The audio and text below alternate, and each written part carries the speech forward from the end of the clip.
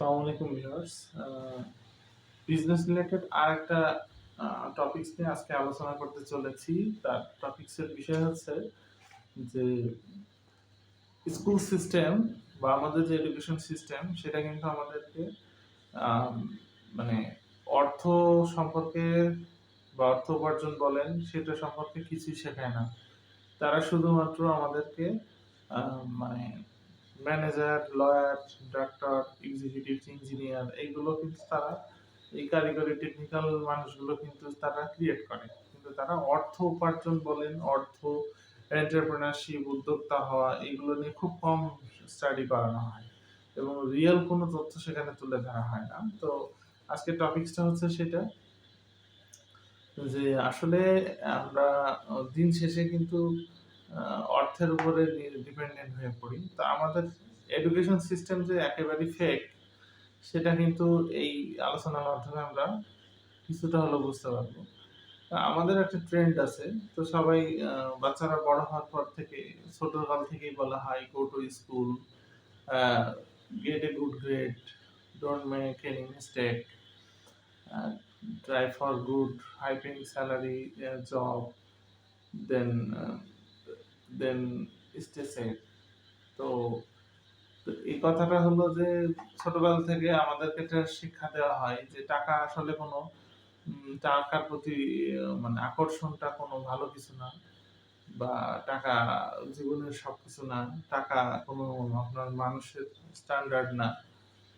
আমি এই কথার সাথে দ্বিমত পোষণ করছি না। কিন্তু আপনি যদি বাংলাদেশে না সারা পৃথিবীতে যদি অর্থনীতি, উদ্যোক্তা বা বিজনেস বন্ধ করে দেন, সকল নীতির প্রধান নীতি হচ্ছে অর্থনীতি। অর্থনীতি যেখানে ঠিক নেই সেখানে অন্য কোনো নীতি কাজ করে না। সে আপনি যে কোনো নীতিই নিয়ে আসেন না কেন।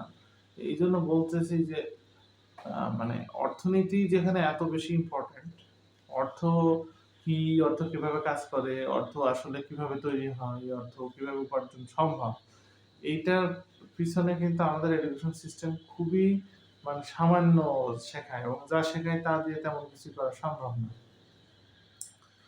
স্কুল সিস্টেম জাস্ট পাম্প করে বিভিন্ন ম্যানেজার, এক্সিকিউটিভস এইসব বিভিন্ন টেকনিক্যাল ডিগ্রি এরা দিয়ে থাকে। বাট এখানে উদ্যোক্তা হওয়া, কিভাবে হওয়া যায়, আসলে মানি সার্কুলেশন কি, কিভাবে কাজ করে এগুলো নিয়ে তেমন কোনো কথা এখানে বলা হয় না। আচ্ছা, আমরা কিন্তু ইকোনমিক্স পড়তেছি, বিবিএ তে পড়ছি, এমবিএ তে পড়ছি। কিন্তু দিন শেষে কিন্তু আমরা কিন্তু ম্যানেজার্স আ বা এক্সিকিউটিভস হচ্ছি। আমরা কিন্তু কোনো বিজনেস ওনার হওয়ার সুযোগ খুবই কম বা আমরা হতে পারছি না। তাহলে এই ব্যর্থতাটা কার? এই ব্যর্থতাটা আমাদের এডুকেশন সিস্টেম এবং সামাজিক যে চিন্তা ধারণা সেটার একটা ব্যর্থতা। কারণ আমাদেরকে মুক্তভাবে ভাবতে দেয় না। একটা ছেলে যখন পড়াশোনা শেষ করে তখন তাকে ফোর্স করা হয় যে you have to get a good job এবং তোমাকে অবশ্যই একটা চাকরি পেতে হবে এবং একটা সেফ সিকিউর লাইফ পার করতে হবে। আসলে এটা সামাজিক যে ট্রেন্ড, এই ট্রেন্ডটা আসলে ঠিক না। আধুনিক যে চিন্তাভাবনা তার সাথে ঠিক নেই। এর প্রধান কারণ দেখেন, আ ওয়েস্টার্ন কান্ট্রি বা ইউরোপ আমেরিকাতেই বলি, সেখানে কিন্তু আধুনিক যে কনসেপ্ট সেটা হচ্ছে মানে এন্টারপ্রেনারশিপ ডেভেলপমেন্ট কনসেপ্ট বা উদ্যোক্তা হওয়া এগুলোকে তারা বেশি মানে উম সেই বিষয়টাকে তারা বেশি ট্রেন্ডি মনে করে বা এটা আপডেট ভার্সন মানুষের আ লক্ষ্য হওয়া উচিত। সেটাকে সেভাবেই মূল্যায়ন করা হয়। বিশেষ করে বিবিএ প্রোগ্রামগুলোতে। কিন্তু আমাদের এখানে সেগুলোকে আমরা আ মানে সেই পর্যন্ত তো যেতেই পারি না বরং আমাদের সামাজিক যে মানে মানসিক লেভেল সেটা হচ্ছে যে খুব সহজেই আমরা একটা চাকরির পিছনে ছুটি এবং চাকরি যে পায়নি তার জীবনে ব্যর্থতা ছাড়া আর কিছুই নেই এমন আমরা বলে থাকি। যাই হোক, তো এখানে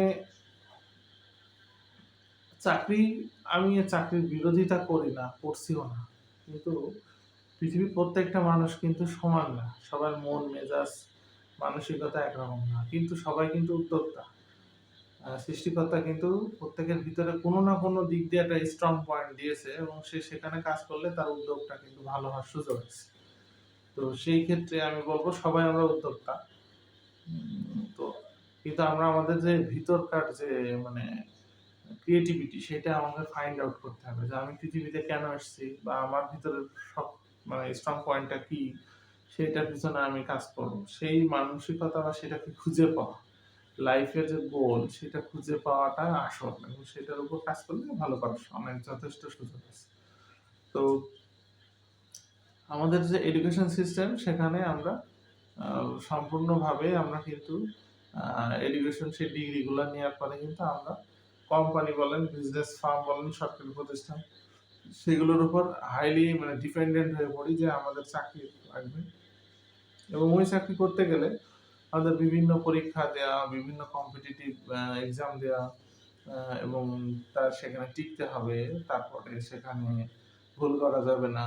সেখানে যে আপনাকে আ মানে ৯ টা ৬ টা ডিউটি করতে হবে। বসের আনুগত্য প্রকাশ করতে হবে। আপনার লেজার টাইম বলে কিছুই থাকবে না। যতই বলা হোক ছুটি দেওয়া হয়, আসলে মানুষের একবার চাকরি জীবনে ঢুকে পড়লে তার মতো একটা আধুনিক শিক্ষিত দাসত্ব বলা হয়। তো কথাটা হচ্ছে আপনার পেনশন পাবেন, কিছু বেনিফিট পাবেন। এটা আমি জানি যে আপনি পাবেন। কিন্তু আপনি এর থেকেও তো ভালো কিছু করার সুযোগ আছে। আমি মনে করি সেই সুযোগটা কিন্তু এখন যে ফাইন্যান্সিয়াল সিকিউরিটি পাচ্ছেন তার থেকে অনেক বেশি। জব আপনাকে ফাইন্যান্সিয়াল সিকিউরিটি দিবে ঠিকই, কিন্তু ফাইন্যান্সিয়াল ফ্রিডম কখনোই দিবে না। আপনার অর্থ আছে কিন্তু অর্থ ইনকাম করার জন্য যথেষ্ট সময় আপনাকে কিন্তু দিবে না। আপনি যত বেশি হায়ার ল্যাডারে যাবেন, মানে ডেজিগনেশন বাড়বে, আপনার পদবি, পদোন্নতি হবে, বেতন বাড়বে, আপনার কাজের ভলিউম বাড়বে, দায়িত্ব বাড়বে এবং আপনার ভ্যাকেশন তত কমতে থাকবে। বা যা থাকবে সেটাও কিন্তু আন্ডার সার্ভাইলেন্স। সো এখানে দিন শেষে কিন্তু একটা সময় পরে আপনাকে বাদ দিয়ে দেওয়া হবে। সেটা সরকারি বেসরকারি যে চাকরি হোক। আর চাকরি যেকোনো সময় চলে যেতে পারে। আরেকটা বিষয় বলি, সামনে কিন্তু এআই টেকনোলজি আসছে। তখন কিন্তু এই বেশি স্টাফ কিন্তু প্রয়োজন হবে না। তখন রোবট দিয়েই মানুষ অলরেডি কাজ শুরু করে দিয়েছে। রোবটেই কিন্তু আপনার 50% চাকরি কিন্তু লেস হয়ে যাবে। সেই দিন কিন্তু খুব বেশি দিন দূরে নয়। সো মানুষ কিন্তু তার আগের জায়গায় ফিরে যেতে বাধ্য হয়। তখন আবারও সেই উদ্যোক্তাই হবে। কিন্তু এখন আ মানে হওয়ার চেষ্টা করবে না। আরেকটা বিষয় বলি, হ্যাঁ, আমি এডুকেশন সিস্টেমের বিরোধিতা আমি করছি না। কিন্তু এডুকেশন সিস্টেম আমাদেরকে হ্যান্ডিক্যাপ করে ফেলে। যে মানে আমাদের বাধ্য করে যে এই কাজটা করতে আপনি বাধ্য। আপনি এটা হায়ার এমএ মাস্টার্স এ পাস করেছেন, বিবিএ পড়েছেন বা কোনো ডিগ্রি অর্জন করেছেন। তার মানে আপনাকে চাকরি করতে হবে। এই যে একটা সামাজিক একটা ব্যাধি, এই ব্যাধি থেকে বেরোতে হবে। বরং যে ছেলেটা সফটওয়্যার ইঞ্জিনিয়ারিং পড়েছে বা সিভিল ইঞ্জিনিয়ারিং পড়েছে, সিভিলে পড়লে তার উচিত একটা কনস্ট্রাকশন কোম্পানি করা। আর সফটওয়্যার ইঞ্জিনিয়ারিং পড়লে তার উচিত একটা সফটওয়্যার ইঞ্জিনিয়ার বেসড একটা কোম্পানি করা। তো সেই উদ্যোগটা নিলে বরং তার থেকে বেশি আউটপুট সে দেশের জন্য দিতে পারে। কিন্তু বাংলাদেশে কি হচ্ছে বা আমাদের এখানে কি হয় যে ট্রিপলিতে পড়ে সে এখন বিসিএস ক্যাডার। আচ্ছা, তো ডাক্তারি পড়ে এমবিবিএস পড়ে সে এখন প্রশাসন ক্যাডার। তো ইংরেজি সাহিত্যে পড়ে সে এখন আম মানে অন্য কোনো সেগমেন্টে কাজ করে। তো বিষয় হচ্ছে যে যার যে কাজের উপর পাণ্ডিত্য অর্জন করেছে সে সেই কাজটা ফেলে রেখে সে এখন নতুন কোনো কাজে যোগ দেয়। তো এই যে প্রক্রিয়া, এই যে আমলাতান্ত্রিক বা এই যে অজ্ঞতা, এই অজ্ঞতার দিন আসলে সময় হয়েছে এর থেকে বের হওয়ার। অলরেডি আমাদের দেশে সেই ট্রেন্ড চলে আসছে। বাট এটা 100% আসছে এটা বলা যায় না। তো এজন্য আমাদের এডুকেশন সিস্টেম, কারিকুলাম, আমাদের মানসিকতা, সামাজিক যে মানে কন্ডিশন বলেন বা আমরা মন মানসিকতার দিক দিয়ে ডেভেলপ হতে পারিনি এবং এই ব্যর্থতার দায় কিন্তু আমাদেরকেই নিতে হবে। কারণ একজন ডাক্তার যখন এমবিবিএস ডাক্তার যখন প্রশাসন কাটাতে যাবে, তো তার আপনি ডাক্তারি পড়াতে তো কত টাকা খরচ করেছেন, তার আউটপুট তো সে দিবে না। তাহলে তার দিয়ে আপনি যেটা পাওয়ার তো সেটা পাচ্ছেন না। তাহলে কি হচ্ছে? দিন শেষে দেশের কি সুবিধা হচ্ছে আর দিন শেষে কার কি বেনিফিট আছে? ইভেন আমরা দক্ষ লোক খুঁজে পাচ্ছি না। তো এই যে জটিলতা, এই জটিলতার শেষ অবসান তখনই হবে যখন আমরা যে কাজে এক্সপার্ট, শুধু সেই কাজে সে যদি নেমে পড়ে এবং সে নিজে যদি ফাইন্যান্সিয়াল ফ্রিডম পেতে চায়, তাহলে ফাইন্যান্সিয়াল সিকিউরিটির জন্য চাকরির পিছনে না ছুটে তাকে তার সময়, অর্থ, স্বাধীনতা সবকিছু পাওয়ার জন্য তাকে অবশ্যই উদ্যোক্তা হওয়ার কোনো বিকল্প নেই। ফাইন্যান্সিয়াল মানুষ যতক্ষণ না আর্থিক মুক্তি পাচ্ছে ততদিন সে তার মুক্তি নেই। মানুষের মুক্তির সহজ অর্থ হচ্ছে তাকে আর্থিকভাবে মুক্ত হতে হবে। কারণ তার সকল কাজকর্ম কিন্তু অর্থ দ্বারা প্রভাবিত হয়। এজন্য আমরা এই দিকে ফোকাস করার সময় এখন এসেছে। আমি আমার ক্ষুদ্র প্রচেষ্টা থেকে আপনাদের সাথে শেয়ার করার চেষ্টা করছি। আমি ব্যক্তিগতভাবে নিজে একজন উদ্যোক্তা। তো আমি আমার সংগ্রাম বজায় রেখেছি। আশা করি এর থেকে ভালো কিছু করার সুযোগ আমার আসবে। আমি সেই কাজেই আমি আছি। তো আপনারাও ডে বাই ডে সেদিকে আগানোর হবে। আমার দেশ তথা সারা পৃথিবী সেই নতুন দিকে আগায় যাবে। নতুন উদ্যোক্তা হলে বরং আরো ১০০ জন লোকের ৫০০ জন লোকের কর্মসংস্থানের সুযোগ তৈরি হবে। তো যাই হোক, স্বল্পমেয়াদী বেনিফিটের আশা ত্যাগ করে আমরা একটু আ দীর্ঘমেয়াদী চিন্তা করে বা আরো ভালো কিছু চিন্তা করে আমরা নিজেদের ক্রিয়েটিভিটি কাজে লাগায়ে আমাদের এডুকেশন সিস্টেমের সঠিক ব্যবহারটা করতে হবে। আমার পড়াশোনার প্রতি কোনো অবজ্ঞা নেই, কোনো কিছু নেই। বাট আমি যেটাতে ভালো করছি বা আমি যেটার জন্য এক্সপার্টাইজ অর্জন করছি, আমি যেন সেই ক্ষেত্রে আমার মেধাটা ব্যয় করি। ভিউয়ার্স, আমার তথ্যটা আপনাদের বোঝাতে সক্ষম হয়েছি হয়তো।